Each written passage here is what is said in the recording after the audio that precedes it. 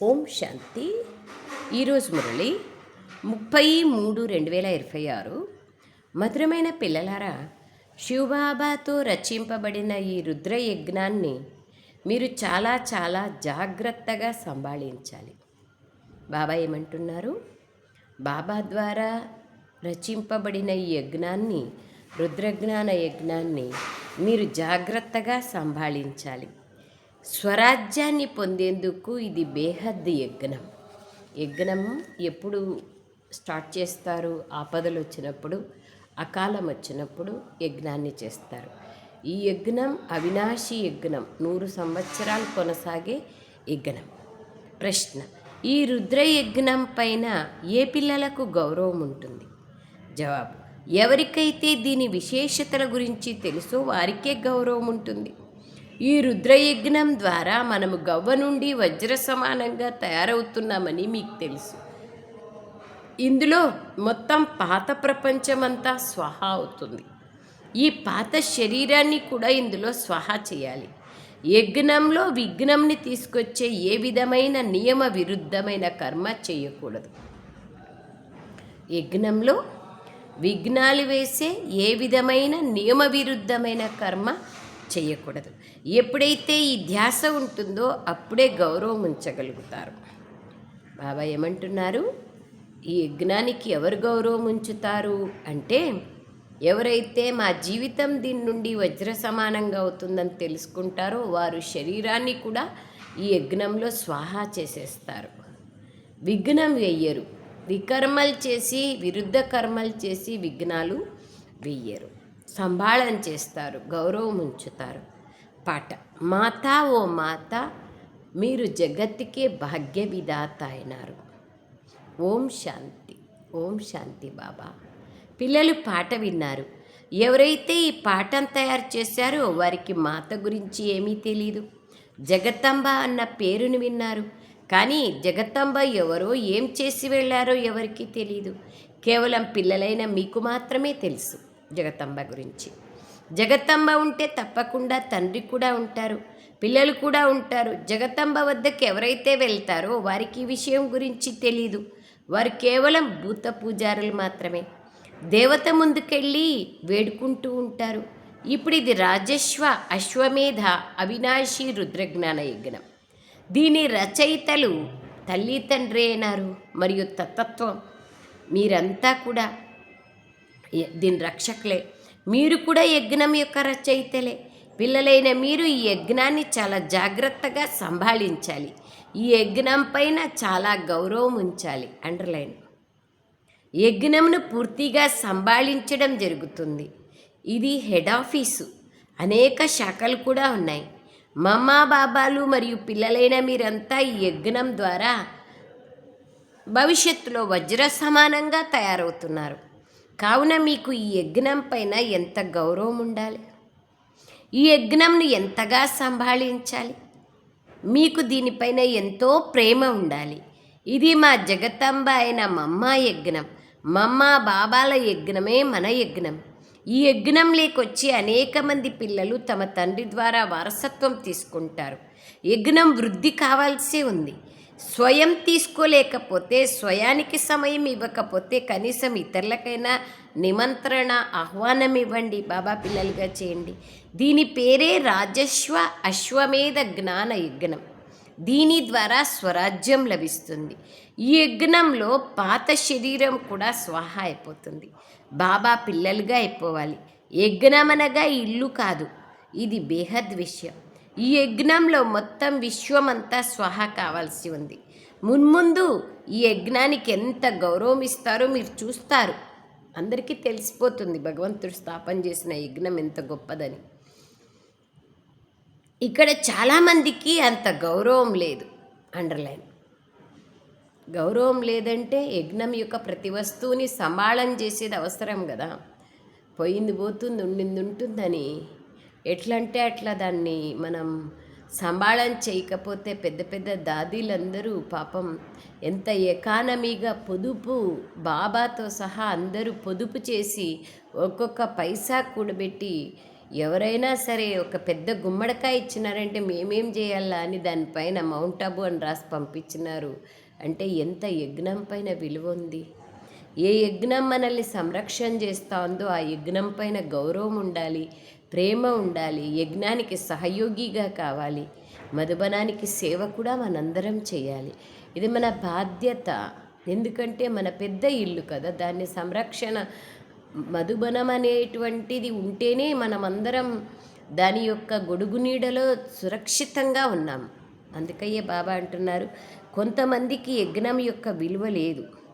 యజ్ఞంలో ఎంతోమంది పిల్లలు ఉన్నారు, యజ్ఞంలో పిల్లలు జన్మిస్తూ ఉంటారు. ద్రుపదుడు వీళ్ళందరూ యజ్ఞం ద్వారానే, దుష్టదుమ్యుడు యజ్ఞం ద్వారానే పుట్టినారంటారు. అనేక గుహ్య రహస్యాలు ఉన్నాయి. కావున ఈ యజ్ఞం పైన ఎంతగా గౌరవాన్ని ఉంచాలి. కానీ దీనిపైన ఏ గౌరవము లేనివారు ఎంతోమంది ఉన్నారు. అంతే కదా, ఎంతో సెంటర్ల నుంచి ఎంతో కష్టపడి ఒక్కొక్క రూపాయి జమ చేసి పంపిస్తే ఇక్కడ మనం యజ్ఞంలో ఉండి దాన్ని హెడ్ ఆఫీస్లో ఉండి వృధా చేసినా కూడా దాని పాపం బరువు పడుతుంది కదా. లేదా అన్నయ్యలు అక్కయ్యలు పాపం వాళ్ళ ఇళ్ళల్లో ఎంతో కష్టపడి ఒక్కొక్క రూపాయి పోగు చేసి తెచ్చిచ్చింది. ఏ వస్తువులు కానీ కూరగాయలు కానీ పండ్లు కానీ ఏమైనా తెచ్చిచ్చినారు బాబా యజ్ఞంలో, దాన్ని సంభాళన చేయలేదంటే కూడా దాని బరువు మన పైన పడుతుంది కదా. అదే బాబా అంటున్నారు, చాలా కేర్ఫుల్గా ఉండాలి. ఏ గౌరవము లేనివారు ఎంతోమంది ఉన్నారంటున్నారు, యజ్ఞం యొక్క విలువ లేనివాళ్ళు. ఇది ఎంత పెద్ద యజ్ఞం అంటే ఇందులో మనుష్యులు గవ్వ నుండి వజ్ర సమానంగా, భ్రష్టాచారం నుంచి శ్రేష్టాచారిగా అవుతారు. యజ్ఞాలను రచిస్తూ ఉండండి అంటే అనేక సెంటర్లు తెరవండి, జ్ఞానం ఇతరులకు ఇస్తూ ఉండండి, ఆహ్వానం చేయండి. ఒక్కరు శ్రేష్టాచారిగా అయినా అది ఎంతో సౌభాగ్యం కదా. ఒక్కరు బాబా పిల్లలు వచ్చినా కూడా ఆ సెంటరు ఎంతో సౌభాగ్యం. ఆత్మల కళ్యాణం జరిగింది కదా, ఒక్కరి కళ్యాణం జరిగినా ఎంతో గొప్పది. ఎన్నో లక్షల మందిరాలు ఉన్నాయి కానీ అక్కడ ఎవరూ శ్రేష్టాత్మలుగా అవ్వరు. కానీ ఇక్కడ కేవలం 3 అడుగుల భూమి కావాలి. ఎవరైనా వస్తే ఒక్కసారిగా జీవితం మారిపోతుంది. 6 నెలలు లోపల ప్రతిరోజు వాళ్ళు జ్ఞానం విన్నారు, మురళి విన్నారంటే ఖచ్చితంగా మనం గ్యారెంటీ ఇవ్వగలం. వాళ్ళ జీవితం గవ్వ నుండి వజ్ర సమానంగా, అనేక దుర్వ్యసనాలు దురలవాట్ల నుంచి దూరం అయిపోతారని గ్యారెంటీ ఇవ్వచ్చు. బాకీ వాళ్ళు అనుకున్న కోరికలు నెరవేరకపోవచ్చేమో కానీ మంచి క్యారెక్టర్ అయితే తయారైపోతుంది. అది బాబా అంటున్నారు. కావున ఈ యజ్ఞం పైన ఎంతో గౌరవం ఉండాలి. బాబా మేము మా ఇంట్లో గీతా పాఠశాలను తెరిచాము అని చాలామంది బాబాకు రాస్తూ ఉంటారు. మంచిదే కదా, కళ్యాణం. పిల్లలు చాలా మంచిది. యజ్ఞ భూమిని తయారు చేయండి. ఎవరో ఒక్కరి కళ్యాణం జరిగినా కళ్యాణమే కదా. ఈ యజ్ఞానికి చాలా చాలా మహిమ ఉంది అని బాబా చెప్తున్నారు. ఎక్కడైతే యజ్ఞ భూమి ఉంటుందో అక్కడ పిల్లలు ఇతరుల కళ్యాణాన్ని చేస్తూ ఉంటారు. ఇటువంటి యజ్ఞం పైన ఎంతో గౌరవం ఉండాలి. కానీ జ్ఞానం పూర్తిగా లేని కారణంగా అంత గౌరవం లేదు. అండర్లైన్. జ్ఞానం పూర్తిగా లేని కారణంగా యజ్ఞం అంటే ఏమి, దాని విలువేమి, ఎట్లా స్వాహా అవుతా ఉంది, కొత్త ప్రపంచం ఎలా వస్తూ ఉంది, యజ్ఞం యొక్క విలువ లేని దాని కారణంగా గౌరవం లేదు. యజ్ఞంలో విఘ్నాలను తీసుకొచ్చే వాళ్ళు చాలామంది ఉన్నారు. డిస్సర్వీస్ చేసినారంటే యజ్ఞంలో విఘ్నమే కదా. ఇది శివబాబా యజ్ఞం. ఇక్కడ తల్లి తండ్రి ఇరువురు కలిసి ఉన్నారు. ఈ మమ్మ బాబాల ద్వారా ఏమీ లభించదు, శివబాబా నుంచినే కదా లభిస్తుంది. బెహద్ తండ్రి నుండే అన్నీ లభిస్తాయి. అతడు ఒక్కడే శివబాబా. మమ్మ బాబాలు శరీరధారులు. నిరాకారునికి శరీరం లేదు, జ్యోతిస్వరూపుడు. ఆయనకి శరీరం ఎక్కడుంది? బ్రహ్మలో ప్రవేశం చేసి తన యథార్థ జ్ఞానాన్ని ఇస్తారు. కావున సాకార్ని కూడా దాసులుగా కాకండి అని బాబా అంటారు. చూడండి, బ్రహ్మ బాబాకే అట్లంటే ఇంకా సాకార మనుషులు మీరు నన్నొక్కడనే స్మృతి చేయండి.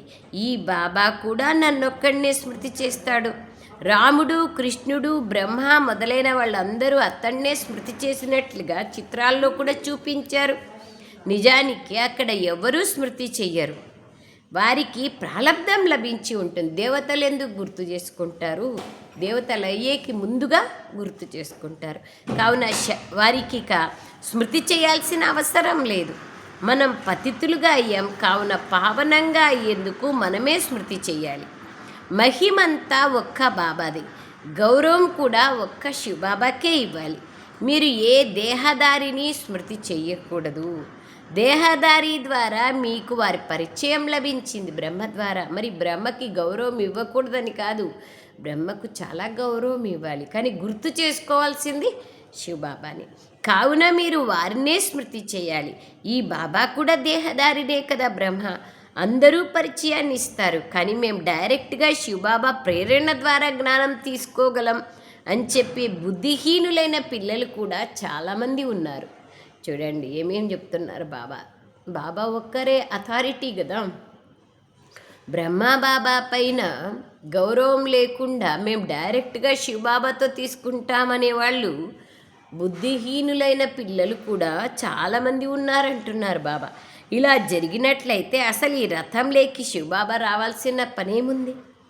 ఈ సాకారునితో మాకు పనేమిటి అని భావించేవారు కూడా ఉన్నారు. బాబా మన్మనా భవ అని అంటారు, అనగా బాబాను స్మృతి చెయ్యండి. కానీ చెప్పేది ఇతడి ద్వారానే కదా. కావున నంబర్ వారుగా గౌరవాన్ని ఉంచాల్సి ఉంటుంది కదా. ఎవరైతే నంబర్ వారుగా గద్దీ పైన కూర్చుంటారో వారే గౌరవం ఇస్తారు. మమ్మ బాబాలు మొట్టమొదట రాజ్యగద్దీ పైన కూర్చుంటారు. కావున వారిని అనుసరించాలి.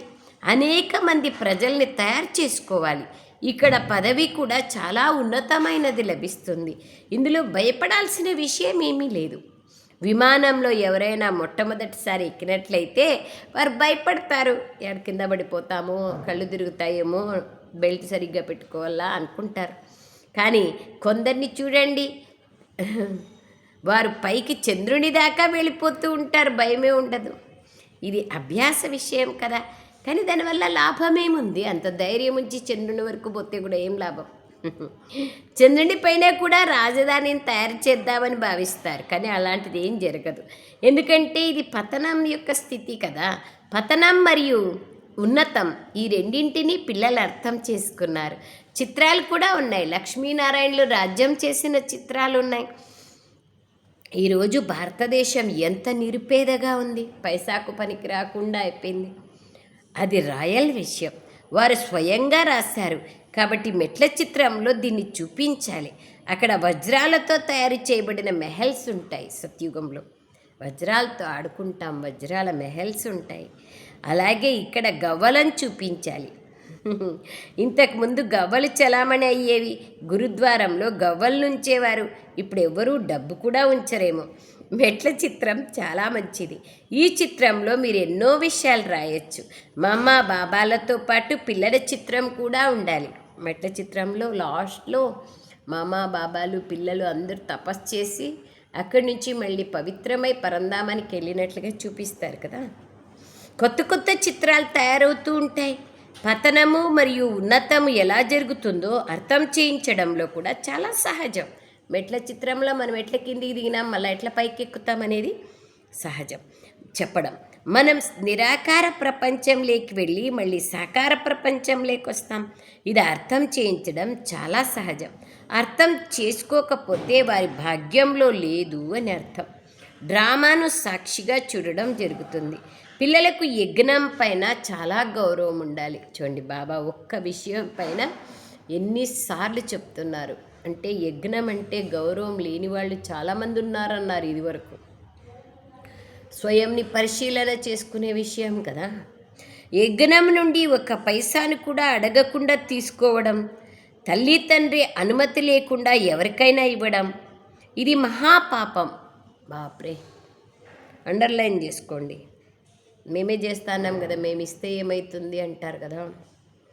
ఒక్క పైసా కూడా అడగకుండా తీసుకోను రాదు, అనుమతి లేకుండా ఎవరికి ఇవ్వను రాదు. మహాపాపము అన్నారు. చూడండి, అండర్లైన్ చేసుకోండి. మీరు పిల్లలు మీకు ఏ సమయంలోనైనా ఏ వస్తువైనా లభిస్తుంది. ఇంటి బిడ్డలకి ఎందుకు లభించదు? మనకు అవసరం ఏముందో అది లభిస్తుంది. బాబా దగ్గర లగ్జరీ లభించదు. ఎక్కువగా తీసుకొని ఎందుకు ఉంచుకోవాలి? తర్వాత దొరకదేమో అని కొందరు భావిస్తారు. కానీ లోపల పెట్టుకోవడం వలన మనసు తింటూ ఉంటుంది కదా. ఎందుకంటే నియమ విరుద్ధమైన పని చేశారు కదా. అడగకుండా తీసుకోవడం నియమ విరుద్ధమే కదా. కక్క కా చోర్ సొలక్కు కా చోర్. మీరు ఎప్పుడు కావాలనుకుంటే అప్పుడు ఆ వస్తువులు తీసుకోవచ్చు. ఎందుకంటే అంతిమ కాలంలో ఒక్కసారిగా ఎవరైనా మరణించవచ్చు కదా. కావున అంతిమ సమయంలో ఏ పాపాలైతే చేశారో ఆ చెత్త అంతా మీ ముందుకు వస్తుంది, కనిపిస్తుంది మీకు. తర్వాతనే ట్రిబ్యునల్ యొక్క శిక్ష లభిస్తుంది. కావున మీ లోపల ఏ ద్వంద్వము ఉండకూడదు అని బాబా చెప్తున్నారు. మీ హృదయం స్పష్టంగా ఉండాలి. అంతిమ గడియల్లో మీ ముందుకు ఏదీ రాకూడదు. మీకు యజ్ఞం నుండి అయితే అన్నీ లభిస్తూ ఉంటాయి. ఎంతో డబ్బు ఉన్న పిల్లలు ఎంతోమంది ఉన్నారు. అవసరం ఉన్నప్పుడు అడుగుతాంలేండి అని బాబా అంటారు. ఏం చేయాలి? తీసుకొని రిటర్న్ ఇవ్వాలి కదా బాబా. బాబా మీకు ఎప్పుడు అవసరం ఉన్నా మేమున్నామని బాబాతో అంటారు. ఎప్పుడు అవసరం ఉందో అప్పుడు అడుగుతామని బాబా అంటారు. బాబా మా వద్ద చాలా ధనం ఉంది, అది ఒట్టిగా పడి ఉంది, వ్యర్థంగా పోతుంది, లేకపోతే ఎవరో ఒకరు తినేస్తారు.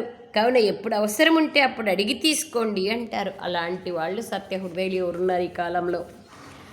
చాలా తక్కువ మంది ఉన్నారు. అడిగితే కూడా సేవ చేసేవాళ్ళు లేరు ఈ కాలంలో. చేసిన పేరు, కీర్తి, గౌరవం కావాలని ఆశించే వాళ్ళే మేము ఇంత చేసినాము అనేవాళ్ళే. తర్వాత ఏదైనా వస్తువు యజ్ఞంలో ఇచ్చినారంటే దాన్ని దండోరా వేసే పని లేకుండా చెప్పుకుంటూ ఉంటారు. బాబా పిల్లలు కూడా నంబర్ వారు ఉన్నారు. వాళ్ళ అధికారం నడిపిస్తారు డిఫరెంట్. కానీ నేను కూడా ఏం చేసుకోను? ఇల్లు కట్టాల్సి వచ్చినప్పుడు దానంతట అదే వస్తుంది. ఈ ఇంట్లో అనేక మంది పిల్లలు ఉన్నారు అని బాబా వారితో అంటారు. ఇటువంటి పిల్లలు కూడా ఉన్నత పదవిని పొందుతారు. ప్రజల్లో కూడా తక్కువ పదవి ఏమీ ఉండదు. మొన్నటి నుంచి బాబా చెప్తూనే ఉండారు ఇది. రాజుల కన్నా కొంతమంది షావుకార్లు ధనవంతులుగా ఉంటారు. సత్యుగం అలా ఉండదు. ఇక్కడ రాష్ట్రపతి, పిఎం లాంటి పదవుల్లో ఉండే వాళ్ళకంటే కూడా ప్రజలలో షావుకార్లు ఉన్నారు కదా. బిల్ గేట్స్, రిలయన్స్, అంబానీ, ఇంకా చాలామంది ఉన్నారు ధనవంతులు. అట్లాగే అక్కడ కూడా ఉంటారంటున్నారు బాబా. ప్రజల్లో కూడా తక్కువ పదవి ఏమీ ఉండదు. రాజుల కన్నా కొంతమంది షావుకార్లు ధనవంతులుగా ఉంటారు. కావున లోపల ఎప్పుడూ అలా ఆలోచించకూడదు. బాబా మేము మీ వారం, మీరేమి తినిపించినా సరే అంటారు. కానీ వెళ్ళి ఆ విధంగా నడుచుకోరు. కావున దుర్గతిని పొందుతారు. బాబా సద్గతిని ఇచ్చేందుకు వచ్చారు. అయినా ఉన్నత పదవిని పొందకపోతే దాన్ని దుర్గతి అని అంటారు కదా. అక్కడ కూడా కొందరు షావుకారులు, కొందరు తక్కువ పదవి వారు, కొందరు ఉన్నత పదవి వారు ఉంటారు. కావున పిల్లలు శ్రీమతం పైన పురుషార్థం చేయాలి. తమ మన్మతం పైన నడిచినట్లయితే తమకు తామే మోసపోతారు. అండర్లైన్. ఇది శివబాబాతో రచింపబడిన జ్ఞాన యజ్ఞం. దీని పేరే రాజశ్వ అశ్వమేధ అవినాశి రుద్ర గీత జ్ఞాన యజ్ఞం. శివబాబా వచ్చి స్వరాజ్యాన్ని ఇస్తారు. ఎవరి భాగ్యంలోనైనా లేకపోతే, వారి పేరు ప్రఖ్యాతి చెందాల్సినదిగా ఉండకపోతే వారి నోటి నుంచి మంచి మంచి పాయింట్లు రావు. వారు ఎవరికీ అర్థం చేయించలేరు. పేరు రావడంలో ఇంకా ఆలస్యం ఉంది. కావుననే అర్థం చేయించే సమయంలో ముఖ్యమైన పాయింట్లు మర్చిపోతారు. స్వరాజ్యాన్ని పొందేందుకు ఇది రాజశ్వ అశ్వమేధ అవినాశి రుద్రజ్ఞాన యజ్ఞమని కూడా అర్థం చేసుకోవాలి. మీరు బోర్డు పైన కూడా రాయాలి. ఈ యజ్ఞంలో మొత్తం పాత ప్రపంచమంతా స్వాహా కావాల్సి ఉంది. దీనికోసమే మహాభారత యుద్ధం ఉంది. వినాశానికి ముందే ఈ స్వరాజ్య పదవిని తీసుకోవాలనుకుంటే వచ్చి తీసుకోండి అని బోర్డులో రాయాలి. బోర్డు పైన ఇలా ఎంతో రాయొచ్చు. అందులో లక్ష్యం కూడా రావాలి. స్వరాజ్య పదవి లభిస్తుందని కింద రాయాలి. ఎవరైనా చూసి వెంటనే అర్థం చేసుకునే విధంగా ఎంత వీలైతే అంత స్పష్టంగా బోర్డు రాయాలి. సేవ కోసం ప్లాన్ చూడండి. సాకార మురళిలో ధారణ విషయం గురించి చెప్పిరి, యజ్ఞం గురించి, యోగం గురించి చెప్పిరి, జ్ఞానం గురించి చెప్పిరి. ఇప్పుడు సేవ గురించి చెప్తున్నారు.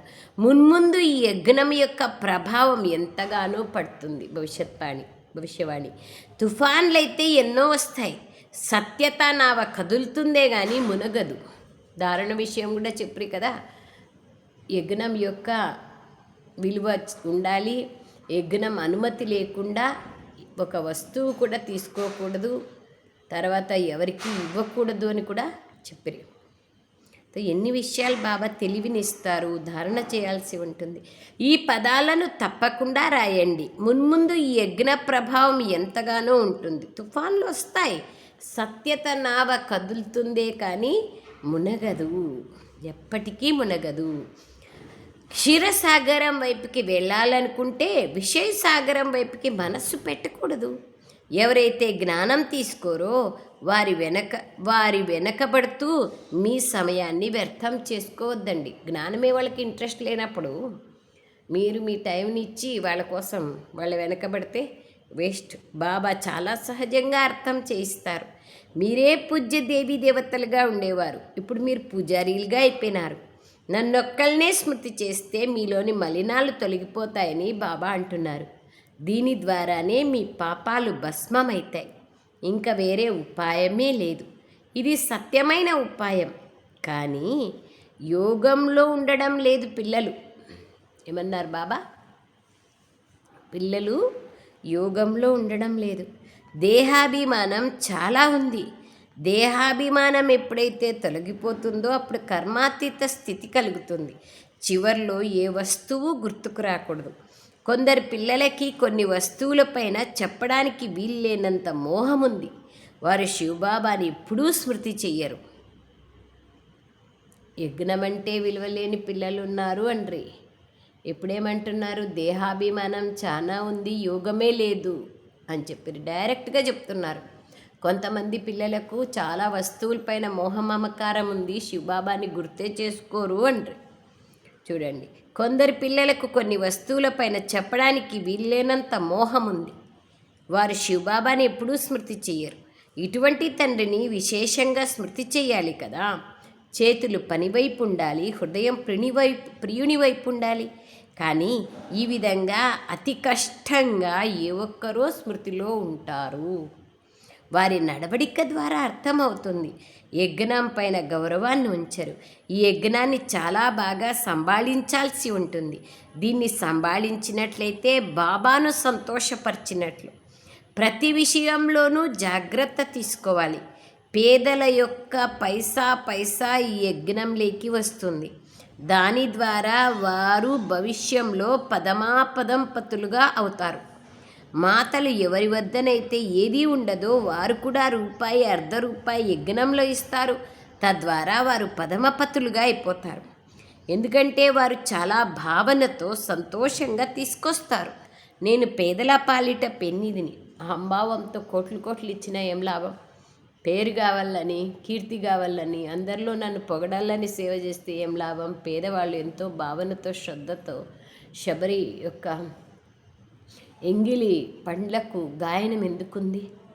కుచేలిన అటుకులకు ఎందుకు గాయనం ఉంది? భావన చాలా అవసరం. నేను పేదలైన మీకోసమే వచ్చానని బాబా అంటున్నారు. నేను పేదల పాలిట పెన్నిదిని. కొందరు బాబా మీరు కట్టే భవనంలో ఒక ఇటుకని పెట్టండి అని అర్ధ రూపాయిని కూడా తీసుకొస్తారు. కొందరు ఎండు పిటికెళ్ళ ధాన్యాన్ని కూడా తీసుకొస్తారు. వారికి ఎంతో ప్రాప్తి లభిస్తుంది. బాగా వినండి, చెవులు తెరుచుకొని. ఒక్కొక్క ధాన్యపు గింజ ఒక బంగారు మొహర్తో, నాణ్యంతో సమానమైపోతుంది. అలాగని మీరు పేదవారికి దానం ఇవ్వాల్సిన అవసరం లేదు. వాళ్ళు ఏం చేస్తారు? దాన్ని తీసుకొని పోయి మనకేం తెలుస్తుంది? పేదవారికి ఇతరులు దానం ఇస్తారు. ప్రపంచంలో ఎంతోమంది పేదవారు ఉన్నారు.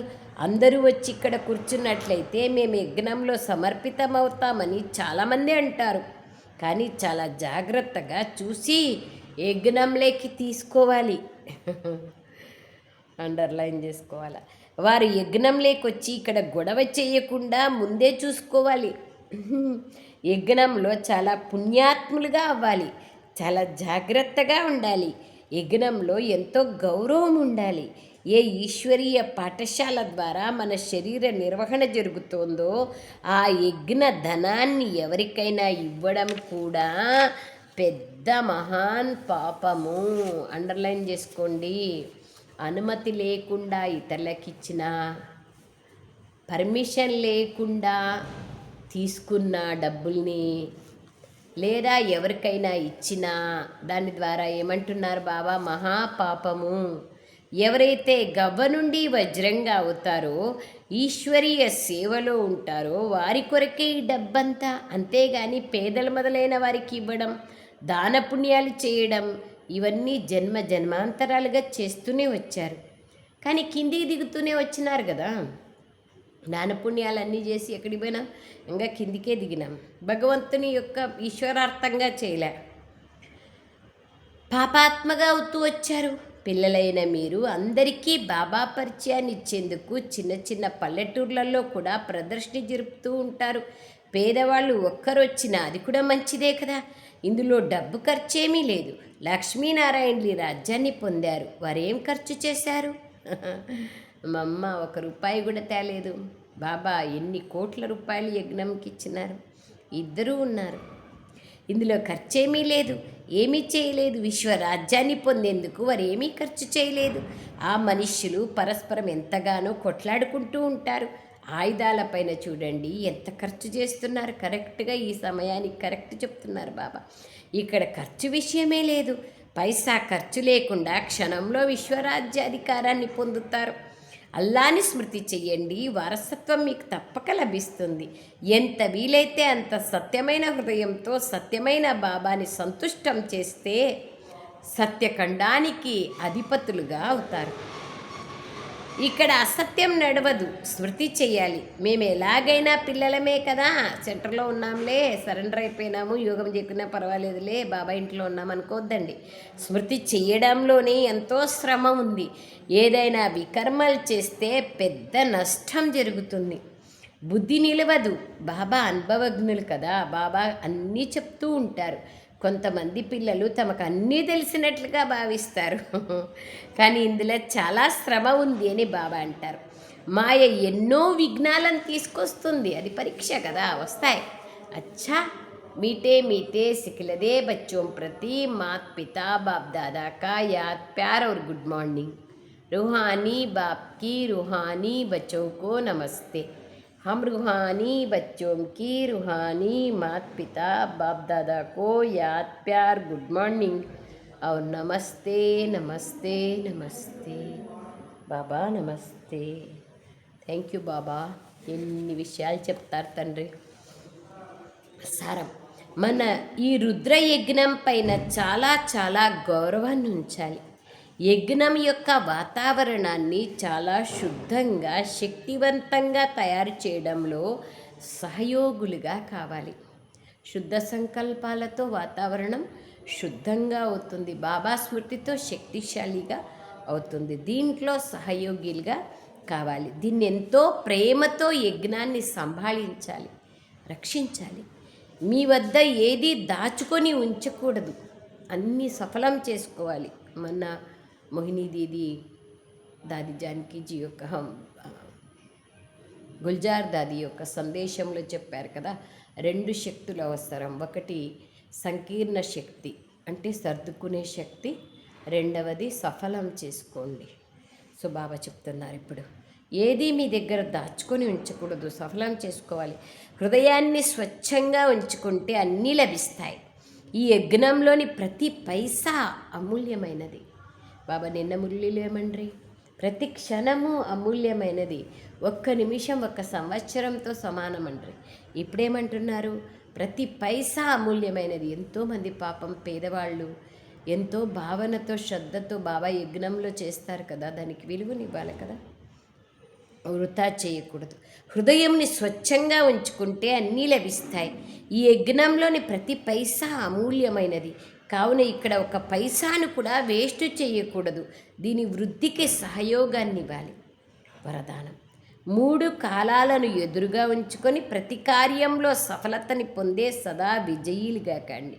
అంటే త్రికాలదర్శిగా భూత భవిష్యత్ వర్తమానాలను తెలుసుకొని మనం ఏం చేస్తున్నాము, ఇది చేస్తే ఏమవుతుంది అని తెలుసుకొని ప్రతి కార్యంలో సఫలతను పొందినారంటే సదా విజయీలుగా అవుతారు. వివరణ, లౌకిక రీతిలో కూడా ఎవరైతే తెలివైన వారుగా ఉంటారో వారు ముందు వెనక ఆలోచించి తర్వాత అడుగు వేస్తారు. అడుసు త్రొక్కనేలా కాలు కడగనేలా. అలాగే ఇక్కడ కూడా పిల్లలైన మీరు ఎప్పుడైతే కార్యాన్ని చేస్తారో అప్పుడు మొదటగా 3 కాలాల గురించి ఆలోచించి తర్వాత చెయ్యండి. కేవలం వర్తమానాన్ని చూడకండి, బేహద్ది తెలివిని ధారణ చేయండి. విజయము నిశ్చితమై ఉంది చూడండి. కనుక త్రికాలదర్శి స్థితులై ప్రతి కర్మను చేయండి, ప్రతి మాటను మాట్లాడండి.